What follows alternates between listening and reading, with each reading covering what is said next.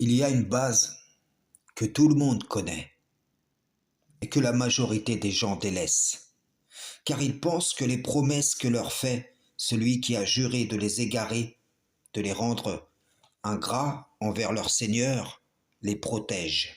Voilà pourquoi ils disent: je serai adhérent du judaïsme, chrétien, sunnite, chiite, coraniste, Coran seul, et ainsi de suite, jusqu'à ma mort, pour toujours. Quand ce n'est pas, comme la majorité des gens prétendant sortir des hadiths et revenir à la ilaha illallah, mais qui en fait ont pour divinité leur propre passion. Le diable banni dira: je n'avais aucun pouvoir sur vous, si ce n'est que je vous ai appelé et que vous avez répondu. Donc à partir du moment où son appel t'atteint, que ce soit un appel à une idéologie, à tes passions ou autre, et que tu lui réponds, tu lui es automatiquement asservi. Et tu tournes automatiquement le dos à l'appel d'Allah.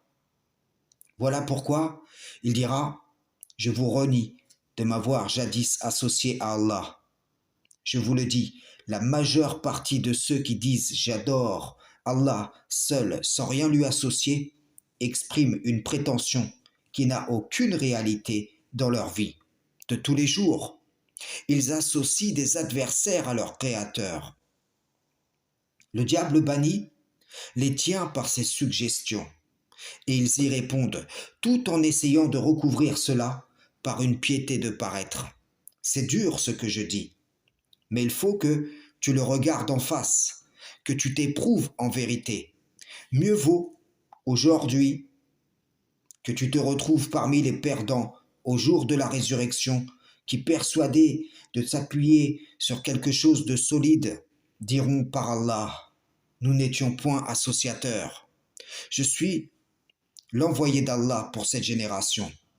Ceux qui me reçoivent le Créateur. Ceux qui sont hésitants, indécis, sont atteints par le toucher de Satan, et ceux qui me rejettent ont d'ores et déjà rejeté le Tout-Puissant. Frères et sœurs en islam, salam, shalom.